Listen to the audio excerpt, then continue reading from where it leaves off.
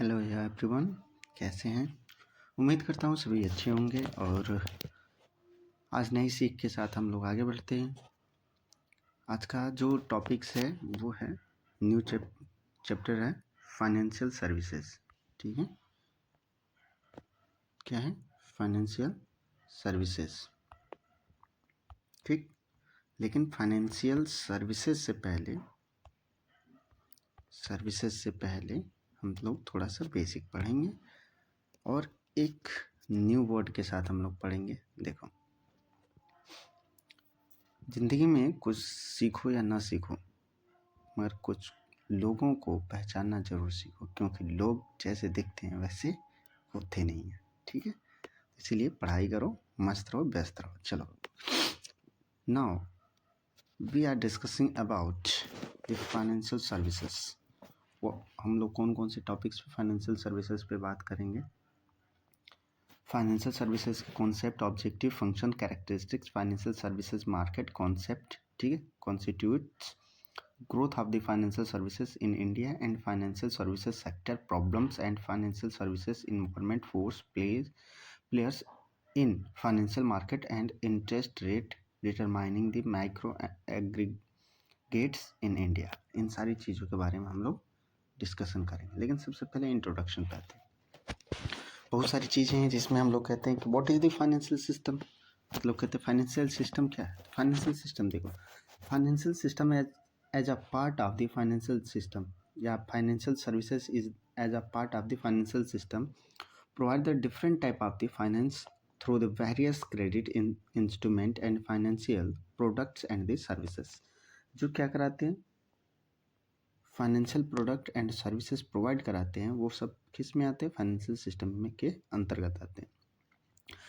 Financial instrument we come across the cheque, bills, promissory notes, यानी कि instrument का मतलब क्या होता है, ये सब होते हैं। Okay, debts, insurance, letter of the credits etcetera, ये सब क्या होते हैं, हमारे इंस्ट्रूमेंट होते हैं। नेक्स्ट है इन फाइनेंशियल प्रोडक्ट, जैसे ऊपर पढ़े फाइनेंशियल प्रोडक्ट क्या है, तो इंस्ट्रूमेंट तो समझ गए, फाइनेंशियल प्रोडक्ट क्या है। देखो, financial product we come across the different mutual fund extending various type of the investment opportunity. In addition, there are also products such as the credit card, debit card and etc. तो याद रखना, debit card और credit cards जो होते हैं वो हमारे सब क्या हो जाते हैं, हमारे फाइनेंशियल प्रोडक्ट्स हो जाते हैं। ओके, अब आता है financial services. We have leasing, factoring, hiring purchase या hire purchase finance etc. through the which various type of the assets can be acquired either for the ownership or on the lease। या तो हम ownership पे या तो पट्टे पे यानी कि किराए पे हम उनको लेते हैं, वो सारी चीज़ें हमारी क्या कहलाती हैं, लीजिंग कहलाती है, फैक्टरिंग कहलाती है, सब फाइनेंशियल सर्विसेज में आती है। There are different type of the leasing as well as factoring too. What thus financial services enable user to obtain any assets on the credit according his convenience and at a reasonable interest rate। ठीक है, ये जो leasing होती है और factoring होती है, तो उस पर रिजनेबल प्राइस पे या कन्वेंस पे हम लोग क्या करते हैं, कोई भी एसेट्स या गुड्स को जब हम परचेज करते हैं या लेते हैं तो उसी को हम लोग कहते हैं क्या, उसी को हम लोग लीजिंग या फैक्टरिंग कहते हैं। ओके, अब आता है क्या, ऑब्जेक्टिव और the function of the financial services. Okay, तो इतना समझ में, ठीक है। अब देखो, ऑब्जेक्टिव पढ़ेंगे तो ऑब्जेक्टिव में हमको ध्यान देना है। पहला है फंड रेजिंग। फंड रेजिंग क्या होता है कि फंड रेजिंग जो financial services help to the raise the required fund from a host of the investor, individual and institution and the corporate। Fund कहाँ पे रेज करना है या कहाँ होस्ट करना है, इन सारी चीज़ों को ध्यान में दिया जाता है, जैसे इंडिविजुअल है, इंस्टीट्यूशन है या कॉरपोरेशन है, वो किस प्रकार से रेज करेंगे और किस प्रकार से हम फंड को रिक्वायर करेंगे। For the purpose of the various instrument of the finance are use, the fund are demanded by the corporate, housing, individual and etcetera. ठीक है, किस प्रकार से इनका डिमांड होगा कॉरपोरेट में या कॉरपोरेट हाउसिंग में या इंडिविजुअल में, उस फंड को लगाना ही क्या कहलाते हैं, फंड्स रेजिंग कहलाता है। अब आता है फंड्स डिप्लॉयमेंट। ठीक है, तो फंड डिप्लॉयमेंट क्या होता है, देखो कोई भी फाइनेंशियल सर्विसेज जो अवेलेबल होती है फाइनेंशियल मार्केट में, जो कि हेल्प करती है किसको, फाइनेंशियल प्लेयर को।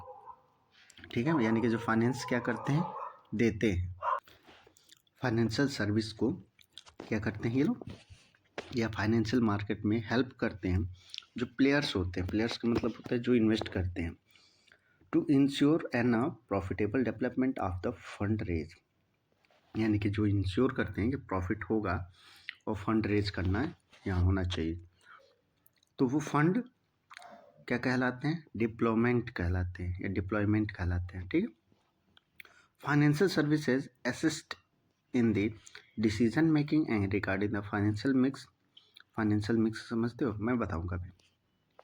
Services such as the bill discounting, factoring of the डेब्ट and parking of the short term fund in the money market. यानी कि पार्किंग का मतलब होता है इन्वेस्ट एक तरह से करना, रुकना वहाँ पर छोटे समय के लिए। ठीक है, तो देखो जैसे मार्केटिंग मिक्स होता है वैसे फाइनेंशियल मिक्स्ड होता है। ठीक, तो मार्केटिंग मिक्स अगर समझते हो तो फाइनेंशियल मिक्स भी समझ रहे होगे। ठीक, इतना समझ में। अब देखो आगे है कि स्पेशलाइज्ड सर्विसेज, ये सब हम लोग क्या पढ़ रहे हैं, फाइनेंशियल सर्विसेज पढ़ रहे हैं। तो स्पेशलाइज्ड सर्विसेज में कौन कौन से आते हैं, वो सर्विसेज सेक्टर जो प्रोवाइड करते हैं स्पेशल सर्विसेज, जैसे कि क्रेडिट रेटिंग, क्रेडिट रेट क्या रहेगा, वेंचर कैपिटल क्या होगा, लीज फाइनेंसिंग क्या होगी, फैक्टरिंग क्या होगी, म्यूचुअल फंड क्या होगा। इन सारी चीज़ों के बारे में एक स्पेशल जो रूल्स रेगुलेशन ये सर्विसेज देता है उसको हम लोग कहते हैं special services. Okay, I hope इतना समझ में आया होगा। ओके, अब आता है रेगुलेशन। रेगुलेशन देखो कौन करता है, तो रेगुलेशन सेबी करती है, आरबीआई करता है। ठीक है, ये दोनों क्या करते हैं, उसको रेगुलेट करते हैं, जितनी भी एजेंसियाज होती हैं उन सबको। फिर इनकी एक कमेटी होती है, वो कमेटी इनको रन कराते हैं, जो लेजिस्लेचर होते हैं वो रन कराते हैं। ठीक है, तो फाइनेंशियल मार्केट को अगर रेगुलेट कराने की बात किया जाए तो फाइनेंशियल मार्केट को रेगुलेट कौन कराता है, सेबी कराती है और आरबीआई कराती है। सेबी का मतलब security and exchange board of India, और आरबीआई का मतलब समझ ही रहा हूँ, रिजर्व बैंक ऑफ इंडिया, या जो भी हमारे लेजिस्लेचर होते हैं वो। ठीक है, अब आता है इकोनॉमिकल ग्रोथ। इकोनॉमिकल ग्रोथ क्या है, फाइनेंशियल सर्विसेज हमारे देश के में जितने भी फाइनेंशियल ग्रोथ होता है उसमें सबसे बड़ा योगदान या कंट्रीब्यूशंस होता है किसका, फाइनेंशियल ग्रोथ का या फाइनेंशियल मार्केट का या फाइनेंशियल सर्विसेज का। ओके, तो फाइनेंशियल सर्विसेज हम पढ़ें तो फाइनेंशियल सर्विसेज को लेके चलेंगे। बहुत सारे ऐसे चैलेंजेस को ये फेस करते हैं, चैलेंजेस को एक्सेप्ट करते हैं। इन्वेस्टर कहाँ इन्वेस्ट करे, कहाँ पे इनका मोबाइलाइजेशन हो, ठीक है, कहाँ कौन सा सेक्शन इन लोगों के लिए पीपल के लिए अच्छा होगा, इन सारी चीज़ों के बारे में कौन बताता है, फाइनेंशियल सर्विसेज बताता है। और क्या कर रहा है, जीडीपी में हेल्प करता है। ओके, अब आता है characteristics of the financial services. देखो करेक्टरिस्टिक्स की अगर बात करें तो इंटेंजिबिलिटी पहला है। तो इंटेंजिबिलिटी क्या है, इंटेंजिबिलिटी है जितनी भी करेक्टरिस्टिक्स हैं फाइनेंशियल सर्विसेज के, अगर उसमें बात करें तो इसका नेचर ही है क्या, इंटेंजिबल। देखो फाइनेंशियल सर्विसेज अगर मान लो कि हम तुमको सर्विसेज दे रहे हैं तो एक तरह से क्या है, हम फाइनेंस के लिए दे रहे हैं, तो ये फाइनेंशियल सर्विसेज एक तरह से है।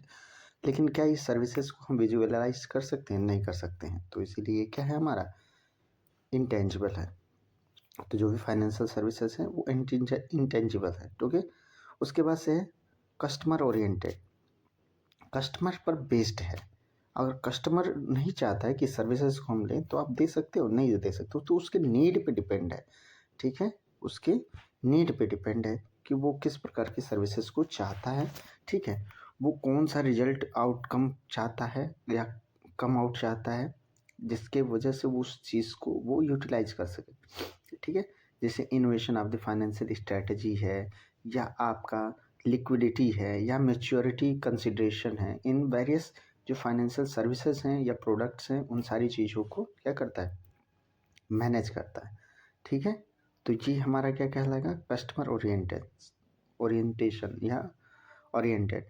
तो देखो कस्टमर के अकॉर्डिंग ये चलता है। तीसरा है आपका